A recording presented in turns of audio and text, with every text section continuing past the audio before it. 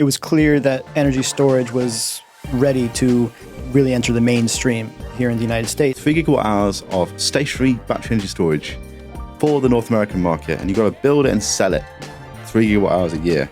The US market's really going to start to develop. So by 2025, 2026, the US lithium market will be huge. Just a step change in thinking around this problem. And also the push for Made in America is just so powerful. You guys have got so much to build. What's interesting is it's physical world stuff, right? It's building real factories and getting stuff to the right place and designing it and figuring it all out. Hello everybody, welcome back to another episode. This week we're recording in Austin, Texas. Q sits down with Louis Caso, Vice President of Business Development at Pomega Energy Storage Technologies USA. If you're enjoying the podcast, please consider hitting like, subscribe, or giving it a 5-star rating. It really means the world to us. Let's jump in.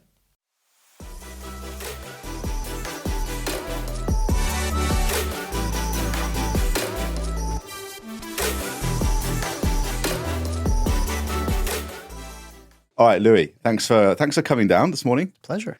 We are in Austin, Texas, of course, and this is a bit of a special place for you. Austin FC. Oh, that's how you're going to start? That's how I'm going to start. Wow. Austin FC. I mean, how do you feel about that? Not a fan. Definitely not a fan, Quentin. And why would that be? Because their horrible owner, Anthony Precourt, tried to rip my team, Columbus Crew, away from Columbus and bring it here to Austin. And at that time, the Columbus fan base was obviously distraught. They mobilized thanks to some very passionate and dedicated volunteers. And they were able, against all odds, to prevent the move, which is unheard of in American sports. I don't know how much of your... Is this like if like Bristol, someone in Bristol in the UK tried to buy Manchester United and move it to Bristol? No. Is it like that?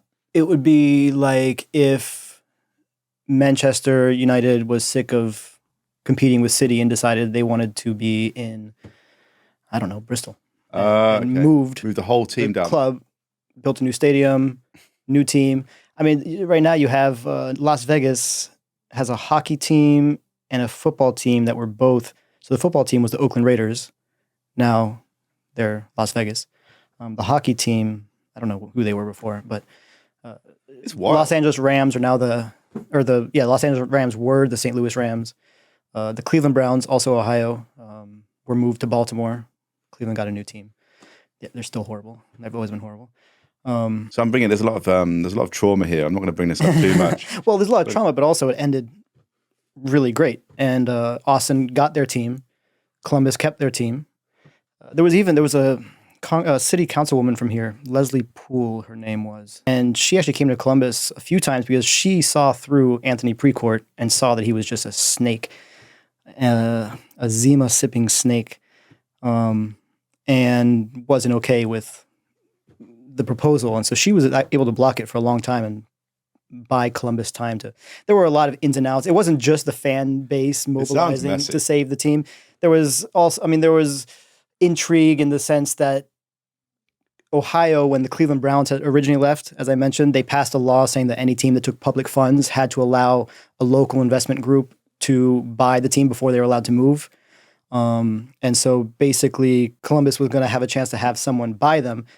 The NFL was very worried about that going through because it had never been tested in court. So while it was dubiously legal, NFL didn't want to find out because if Columbus prevailed and teams couldn't move before giving a chance for a local group, well, then their whole business model falls apart.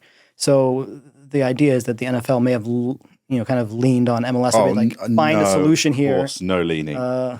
And it was because the fan base made it such a high-profile thing that people knew about it. It became news.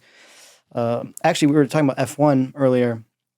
I don't know if you're familiar with the F1 stats man. He's a Brit as well.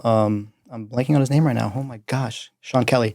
He lived in Columbus briefly and learned about the crew, and then he was there during the Save the Crew movement and made a documentary about it. Really, really good documentary that's on YouTube. I can't remember where it was published originally, but it goes through. He flew back and forth Columbus to Austin and was involved. I love YouTube documentaries. It's really, really good. You get a quality and class of documentary on YouTube that you don't find anywhere else, right? I think that's true. I mean, if you find straight to VHS, it can go either way. It can really go either way. But no, because I'm not trying to imply at all that this is a half. This is quality like this. Top production. Yeah. We wouldn't be seen dead on YouTube. We go straight to Modo, straight to Netflix or whatever. All right, cool. Louis, it's an absolute pleasure to sit down with you. Same. We haven't known each other that long, probably a couple of months, and I'm really excited to talk to you about the business that you're part of, and some of the ambitious stuff you guys are doing. It's pretty insane what you guys are trying to achieve, to put it lightly, and I'm sure it's challenging. So do you want to just explain who you are and what the company is and what you guys are trying to do? Yep, absolutely. So I'm Louis Caso. I'm Vice President of Business Development for Pomega Energy Storage Technologies. We are an energy storage company based in Virginia, outside of DC. And we are building a lithium-ion battery factory in South Carolina to manufacture LFP cells, as well as modules, racks, and turnkey battery energy storage systems. So a big battery manufacturing plant and the whole thing for stationary energy storage. Stationary storage exclusive. Made in America. Made in America, stationary storage. So including the cells. Including the cells. Most of the battery plants that are going in right now are backed by an automaker, or they're focused really on the EV sector, a massive percentage. So we're differentiating by focusing exclusively on stationary storage. I've spoken with a lot of energy storage companies the past year and a half, and one of the worries is that with the massive growth in EVs, there isn't going to be that supply left over. All the investments going into EVs, that the stationary storage space will get squeezed. So people are definitely intrigued with our focus on stationary storage and are eager to talk with us. And did you guys make the decision to do this before the Inflation Reduction Act? Yeah. Or was this? Yeah. So a little background, I guess. We are the subsidiary of Controlmatic Technologies, which is a large EPC company based in Istanbul. Okay. So they've been around since 2008. They started as a controls and automation company. They've grown into the 28th largest systems integrator in the world. They work primarily in electrification, power generation, distribution, transmission. The company has also established several subsidiaries. So they have a low-altitude satellite company, Plan S. Oh, cool. They were in Florida a few months back for a SpaceX launch. They hitched a ride to launch their satellites. They have an Internet of Things company, Controlix. They have all the smart sensors at the new Istanbul airport. They have a robotic arm subsidiary called McFly. Right. And then Pomega, which is the energy storage subsidiary. So they had integrated a energy storage project in Germany in 2017, I think. And our chairman, Sami Aslanhan, saw that this was going to be a huge sector and pumped a lot of R&D funding into developing our own battery energy storage system. And then once that decision was made, it was a short hop to say, well, let's make the cells too. Become as vertically integrated as possible. So, in fact, Pomega Turkey has completed their first factory, and they'll begin production in a couple months.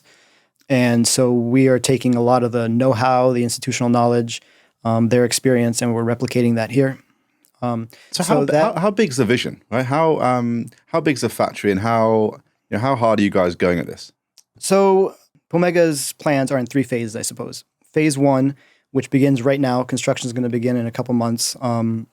Should be complete end of next year, end of 24. That's 3 gigawatt hour. So that's about 650,000 square foot per year. 3 gigawatt hour total capacity of lithium-ion battery cells. Phase 2 ramps that to 6 gigawatt hours. So doubling it. Doubling. And then phase 3 adds LFP processing on site. So we'll be processing our own LFP. What does that mean? That's a deep. So right now, pretty much all the LFP in the world comes from China. So LFP is lithium ferrous phosphate, which is a type of lithium-ion battery, right? Yeah. So lithium ferrous phosphate is composed of iron phosphate, ferrous phosphate, lithium carbonate, and glucose. So those are the three elements that go into LFP. So you have to assemble the ingredients, and then you mix them with following a recipe, and you make LFP. So that is the most important component of a battery cell, of a lithium-ion battery cell. And it's obviously very sought after, but all of the supply is overseas. So the idea is that we will make our own. So once again, we're vertically integrating. We're bringing all our supply in-house, the whole supply chain from beginning to end, as much as is possible. So that's something that has also, I think the IRA has had a big, the Inflation Reduction Act, which provided all sorts of financial incentives for stationary energy storage, as well as solar and other renewable energy. So you're seeing right now in the United States a lot of investment, a lot of talk about lithium production in country rather than sourcing it from elsewhere. Obviously, Chile has a lot. They just nationalized their lithium fields. Oh, they did? Yeah, it was big news. Going to see how that plays out. China has a lot. Australia has a lot. And it turns out the United States does have quite a bit, but over time, in the past, it wasn't valuable. Even 10 years ago, the idea of an electric car was still niche. It definitely wasn't the growth we've seen really in the past couple of years. So while there were companies, most notably in Quebec, that were producing LFP, there wasn't much of a market. You don't need cobalt for this, right? Or you do a little bit? You don't need cobalt, no. So that's the NMC. Yeah. That's so the distinction I want to nickel, make. manganese, cobalt is a separate chemistry that's also used more in the EV space because it has a higher power density. Less in stationary storage, but it is as well.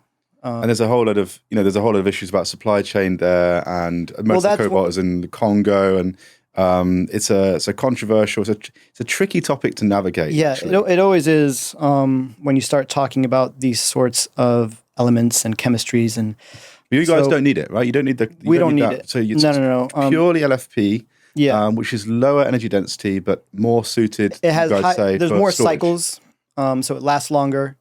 You have a lower power density, but a longer discharge period. It's easier to source the key ingredients that you need. There's the environmental concerns and the child labor, human rights concerns that come with transparently sourcing base materials. It can be done, but it's an added hurdle.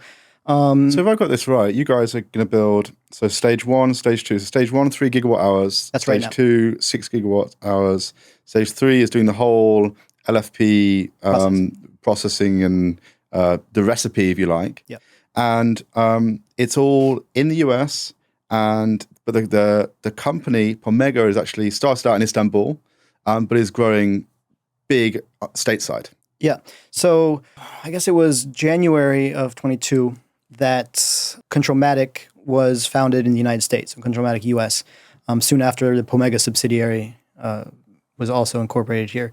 So pretty young side of the business then. Very young. But obviously Controlmatic has been around globally since 2008, mainly active in the EMEA region. Pomega is new in Europe as well, but they've done couple of projects, and they've already constructed their factory. They're about to begin production. The idea to come to the U.S. was that this was clearly a growth market for it. The writing was on the wall, particularly with a lot of the things that the Biden administration had been saying. It was clear that energy storage was ready to really enter the mainstream here in the United States. So that was when the decision was made to establish a company here, to draw on all the engineering experience, construction experience, everything that Controlmatic has already demonstrated, bring it here to the U.S. market. There was also a suspicion, I suppose, that there were going to be benefits coming, but that wasn't the primary motivating factor. It was a business case by itself that being in the United States was important. And so that has been a great advantage so far for us because we began already searching for our factory location getting things in place long before the IRA became law. And since that time, a lot of new entrants have decided as well to move forward. Well, I was going to ask you about that. I mean, but before we get there, let's put some shape around this factory. So how big is it? I mean, how many people is it going to employ? Phase 1 is 650,000 square feet, which is pretty massive. We toured a bunch of factories, and I mean, I was astounded at the size, the sheer size, vastness of these facilities. So that's 650,000 square feet. We'll employ 575 people. And phase 2 will add an additional 350,000 square feet for a total of 1 million square feet. So it's going to be gargantuan. And then after that, the LFP processing facility is going to be in the land just adjacent. I haven't seen all the plans for that. Obviously, that's phase 3. So but it's going to be big. Finish phase 1 first. And what's the technology itself? Is it in containers or is it in the BESS? Yeah. Yeah. So let's talk about that for a sec. They're containerized systems, either in 20-foot or 40-foot containers. They have external access to all the racks of batteries that line the inside. There's an HVAC system that cools the entire unit. There's the energy management system and the battery management system. Those are the smart controls that help the system think when to charge, when to discharge, how to balance the battery so that their state of charge is all at the same level. Alerts to any problems, overheating, whatever. And so all of that, and then all of that is in these containerized units that are then paired with an inverter, an AC inverter. That will dispatch the power to the grid. So you're making the inverters, or are you going to buy them in? So we'll source the inverters for now. That's a whole other business. It'd be great to do that as well. And there's obviously been discussion, but you have to, one step at a time. Yeah, exactly. And there's some great domestic options that it should work fine. We'll probably pair with a couple different systems just for different applications. So what's it like working for an American business in America, but it's owned by a Turkish parent, right? Yeah. So what's that like working across what is quite a long, there's a big time difference, that's the obvious thing. Yeah. But also there's cultural differences, there's different ways of working, there's all sorts. And what's that like for you? For me, it's great. I mean, I have always worked in international environments. So to me, that's an added bonus. To this. Of course, our work specifically is only North America. We're U.S. focused because we have Pomega in Turkey that's focused on the European and Asian market. So I think, as you know, one of the big constraints is the time difference, obviously, organizing meetings. The fact that Controlmatic they have, I don't know how many people working over there, 400 60% of which are engineers. They have their marketing people, they have their tech people, they have everybody. And then here in the United States, we're super small. There's 8 of us in an office in McLean, Virginia. So we have to kind of turn to them a lot to ask for things, for information, for files, we're going to start attending these conferences and having a booth, like a stand. And they're really, really cool. I mean, you've been to these things, you know how cool these things get, and ours will be right up there. So they have all that over there. We have to ask them, hey, can you send us pictures of this so we can include it? But it's because we're new. So we're growing, and we're growing fast. We're able to learn a lot from what they're doing.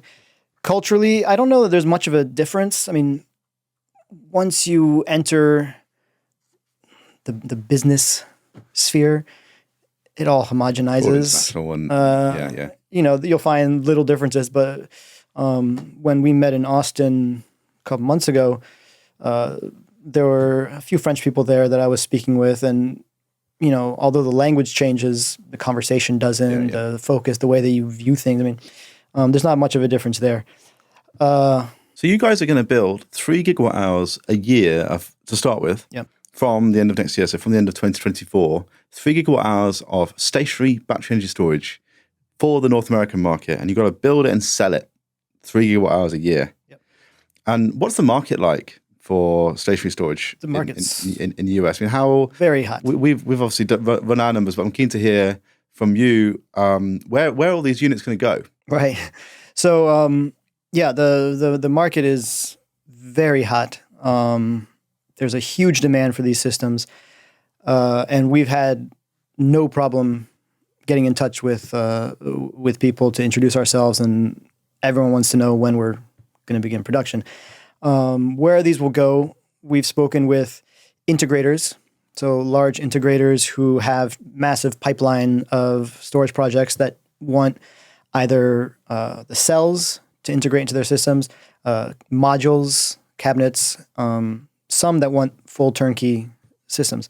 We've worked with developers, so smaller developers, bigger developers who are putting together these energy storage projects, often paired with solar, who are looking to procure turnkey systems to use in their installation. We've spoken with commercial and industrial clients, cold storage warehouses, for example, hospitals, large organizations that need constant power. Data centers are a huge source of demand for stationary energy storage. When you think of how much power they rip through, it just it really, there's a real value added for high power users to integrate energy storage. Can I ask you about the Inflation Reduction Act? Yep. And what for many of our listeners will be international. So what? Yep. Start with what it is and what the impact is on energy storage and particularly your business. Yeah. So the Inflation Reduction Act is a bit of a misnomer because it doesn't really address inflation at all. That was a bit of marketing spin by the Biden administration. Well, it is printing money, isn't it? Which I think is that could be part of the problem. But the idea generally is that it's a wide-ranging infrastructure development bill that sought to encourage investment in renewable energy technologies, specifically in solar and storage. So the solar sector has always benefited, or has benefited for a long time, by investment tax credits and other incentives to install and sell solar. Storage was always exempt from that unless it was paired with solar. So storage by itself couldn't benefit from these tax credits. There's the thing where this is why there's so many co-located sites developed, because if you there's a thing where I think it's 95% or it's a big number of the power that goes through the battery needs to come from the solar, right? And there's a fairly complex metering arrangement to do that. Exactly. And often because that's the only way you could get the credits to install it, you would overbuild a storage asset, relative to the environment in which it was located. Whereas this is going to allow right sizing, I suppose, of these sorts of projects. So that basically turbocharged the energy storage sector. And it was very timely because I think that the technology and the pricing, so the efficiency and the cost, had hit an equilibrium point where it was finally commercially viable. The problem before was always either it wasn't powerful enough or it was too expensive relative to the power that it could store. So just to be clear here, so the investment tax credits system that we just talked about, what's changed in the Inflation Reduction Act around that? So if you're a developer that's installing battery energy storage as a standalone or paired with solar, you have a 30% tax credit that you receive based on the cost of the energy storage asset that you install. Based on the CapEx? Yes. And that credit is fully transferable. So you can then sell that credit to whoever you want, and they can use it to offset their tax liability. Wow. So there's a secondary market for these tax credits. Oh, that's another thing altogether. Yeah, it's wild. It's wild. So obviously, and it used to just be around things that had solar on, right? Or wind. It was really strictly. But now it's standalone storage. A battery on its own, connected to the grid, without storage. I mean, it can have solar, but even on its own, it still gets access to this 30% tax credit. And very notably for us and for others like us, there's an additional 10% for domestic systems. Okay. There also is an additional 10% for projects located in energy communities, which are defined nebulously as communities that have been affected by the switch to renewable energy. Okay. So maybe the closing down of of coal factories, remote communities that were relying on fossil fuels, for example. And so those qualify for an additional 10% if they get installations in their communities. Wow, it's a bonanza, isn't it? Yeah. So now investment groups are also very interested in energy storage because they can then acquire these tax credits and sell them off for, it's just, it's really interesting. But what it has also done is it has jump-started the market for the base materials, in particular lithium. So again, there's virtually no domestic lithium market to speak of. It's all overseas. That's changing extremely fast now. Is that all because of changes in it? So these tax credits, essentially, they stimulate the demand side, right? Because they stimulate people to build these assets, and that drives demand for that infrastructure, for the physical hardware. Sure. And is that what's driving the investment in USA lithium and the investment in these companies like Pomega and other made in America companies? I think in a large part. Are there part. additional tax credits for tax breaks for those folks as well? For the base material and the manufacturers. Yes, as well. The entire supply chain benefits from these credits. The Inflation Reduction Act is a piece of U.S. legislation, so it's extremely dense, complicated, verbose. Don't expect you to know it all inside out. But well, it's just that it's not even clear. We're not even sure. The industry at large isn't sure what qualifies, what doesn't, what will define domestic content. So there's still a bit to go before everything is explained and clearly laid out. Does it have to be made? So does it have to be made in the US? Yeah, it has to be manufactured in the United States in order to get these tax credits and the other bits and bobs. Yeah. So that means that what has happened in the last year is this entire new industry has just risen. I mean, it was there. There were obviously, Powin has been around, Fluence has been around. These are massive companies with huge pipelines. But what it's done is really just turbocharged that market. They'll benefit, of course, because they're already the big guys. But now it's allowed all these new entrants to also, if they're doing things correctly, to really make significant progress. And obviously the demand was there even absent the tax credits because of the emphasis on the energy transition. The whole move to renewable energy, that's obviously a very important consideration around the world. So that was already driving corporate decisions in how they operate. Obviously, ESG scores are important nowadays. So that was already. It wasn't that the credits by themselves are leading to these new developments. All they did was just light a rocket underneath it to really get it pumping. And like I said, the base materials manufacturing is going to be a huge part of that because it's going to allow us, for example, when we begin processing our LFP, to source the lithium domestically. So recently there was a news story, I think it was on 60 Minutes, that the Salton Sea in California, close to Palm Springs, has over 300,000 metric tons per year of lithium. Now that, to put that in perspective, a couple of years ago, I think the entire global supply was 100,000. So 3 times what the entire global supply was. From a few years ago. Now the global supply is higher. In Nevada, there's evaporation ponds that are extracting lithium. Utah, they're doing liquid brine extraction.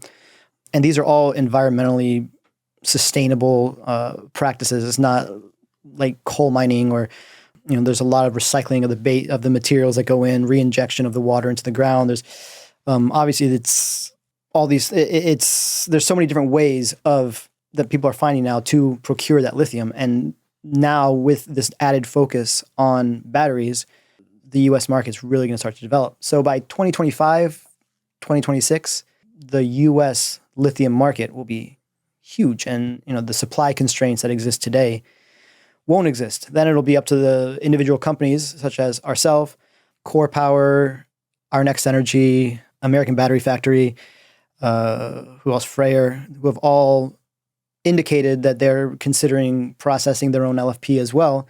It's going to be up to the individual companies to get the recipe right, and to produce the best quality LFP they can, but it won't be buying it off the shelf from China anymore. It's awesome. This thing is going so fast, right? Yeah. I mean, as you say, there were tailwinds before the Inflation Reduction Act, which is the net zero move and renewable energy move. I mean, there is no stopping this force. It is happening.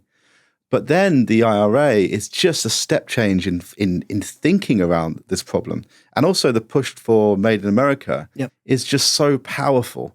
I really hope that Europe does something to try and catch up, because it's restructuring the whole energy transition. Yeah, no, for sure. And I don't doubt that Europe will find their solution as well. I mean, there's already been so much discussion between the two countries specifically about that.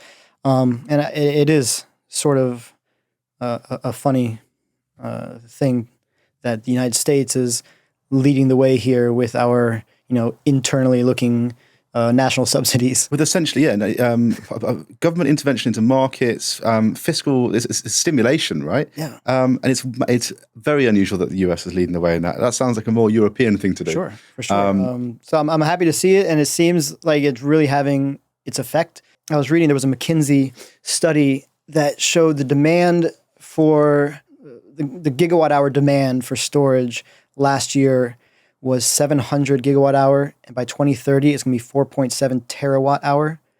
That the revenues last year were 85 billion, but by 2030 they'll be over 400 billion. Just US. One hell of a market. Just massive. How about building this thing, right? So building Elon, the problem is Elon has now set the bar, right? With building gigafactories in He's switching to LFP time. as well for I think maybe just the 3. Yeah, I saw that. So yeah, building a factory from scratch in Carolina, North Carolina, South Carolina, is one hell of a thing to do.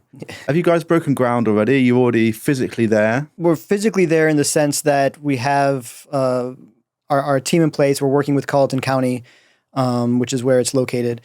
Right now we're finishing permitting, water mitigation, all the preliminary steps, land clearing, before we can start mass grading. But we'll start mass grading very shortly. We have a design team that's producing the entire factory design from a technical standpoint that will inform then the construction. The site selection was a lot of fun, really. Really interesting. Went coast to coast. We worked with JLL, the real estate management company. They know what they're doing. They know what they're doing. They're phenomenal. And they identified 700 potential locations, and we just got to work whittling it down. Ended up visiting 7 states, 100 different sites, and South Carolina definitely rose to the top for both our needs and for just the degree to which they really wanted us there. And you can see that in that there's Redwood Materials is moving in there. They do battery recycling, end-of-life recycling, and the reprocessing. Albemarle, who's a big chemicals, they actually are a lithium processor, a lithium mining company, and they're moving to South Carolina. AESC and Vision is building there. And then obviously with Volvo and BMW, they're doing a lot of battery work. Yeah, South Carolina. So we're also going to be working with a couple of the universities down there in research and development. So setting up innovation labs where we'll be both testing new technologies and also working on new applications for existing technologies. And now for the ultimate question. How much does all this cost, right? This is one very large investment. Yeah. So I want to build, say you and I want to go away and build a battery factory, right? Together. Yeah, let's do it, man. We should. At 3 gigawatt hours a year, we need a lot of space. What does it cost to build? What kind of investment is this in the US? We'll need about $400 million. 400 million. Beginning to end. That's for a 3 gigawatt hour facility. Freyr is talking about 24 gigawatt hour. It's just the beginning. 400 million, just the beginning. Just the beginning. It's going to be a continuous investment, but our CFO, who is brilliant, he's gone through these numbers, and when he first started working on it, he thought he was calculating something incorrectly. Like, this is amazingly profitable. This is and the rate of return is also just when we pay things off and just the speed of the project, he was very impressed. So I don't deal with the numbers, but it seems like it's a strong financial decision. This is the thing about the Inflation Reduction Act, because on the surface it looks like a creation of new money by the government in the US to wash around internally. But that's not what's really happening here. It's hoovering up, sucking up capital from the rest of the world, foreign investment. You guys are a prime example of this. $400 million from Istanbul into the US for new capital infrastructure. Yeah. Freyr is Norwegian. The factory in New York, IM3NY, they have Australian backers. Obviously, there's a lot of Korean. LG is building a factory. So, yeah, there's a lot of foreign money coming in. But then also, as these things are always intended, it creates a whole new infrastructure of new jobs, a new ecosystem. So in Colleton County, Walterboro, South Carolina, it's a really cool little spot there right off I-95 in South Carolina. But there's not a lot of jobs. So people are commuting 45 minutes, an hour one way to go to work. And so the community is really excited about a factory like this going in. It's going to have steady employment for 575 people. It's going to create all sorts of... In fact, we were talking with someone who's buying land around there now to build housing because there's not a ton of apartments or new housing. And with all these new jobs that will surround the factory, this guy wants to get ahead and build housing. So just as an example of how second order it just continues to have effects. Well, what a tailwind behind the business, and what a big bold bet. I mean, we wish you the best of luck in it, and we'll be tracking you guys very closely. I want to ask you a couple more questions now, separate to building a new gigafactory in South Carolina, right? We always ask folks on the podcast if there's anything they want to plug. Is there any big announcement or anything that you want to get out to our listeners before I ask you the hardest question, which is what your contrarian view is? Contrarian view. Wow. No, I don't know. In terms of what, a plug, I'll shamelessly promote Pomega Energy Storage Technologies. We're really excited to be a reliable energy storage partner here in the United States for turnkey systems, not just with reliable cells, but all the way to turnkey battery systems that we're not part of the energy storage solution. We are the energy storage solution, and we will be. Most likely, we're going to see, but first to market in the United States with LFP cells devoted exclusively to energy storage. So obviously there's factories already catering to EVs. There is a fact Core Power might beat us to market. They're NMC. We will be the first LFP domestic manufacturing company. So just thinking about this IRA in more detail, so we're going back into it. So does this mean that if you and I want to develop a site, say in ERCOT, we want to develop a 100 megawatt battery, right? And we want to access these tax credits for a standalone battery. We've actually got a very limited number of suppliers right now we can go to, right? We can't just buy in BYD or CATL or... You can. Or we can. You won't get the 10% added for domestic content. We don't get the 10%. You're still getting the 30%. So the 30% is just energy storage installation. Okay. Doesn't matter the source. Doesn't matter the technology, doesn't matter where it's based. It's 30% for energy storage, flat. Doesn't matter if it's a commercial, industrial, if it's tied to a hospital, if it's grid-based, if it's paired with solar, 30%. 10% is domestic. And there's very little, right now, domestic battery energy storage systems. Cool. The companies that exist source largely from China, just because there is no domestic capacity. So we will be among the first, and that is why our early entry into the United States before the IRA has given us a little cushion. Bit of a head start. Yeah, and so it's something that we're definitely looking to take advantage of. But there's a lot of cool companies doing cool things in this sector. And, like when we were at the summit in Austin, or when we go to these conventions in New Orleans next month, meeting people, hearing what different companies are doing, it's so exciting. And it's such a great sector to be in. Like when I met your guys' team, Ed and Claire and yourself and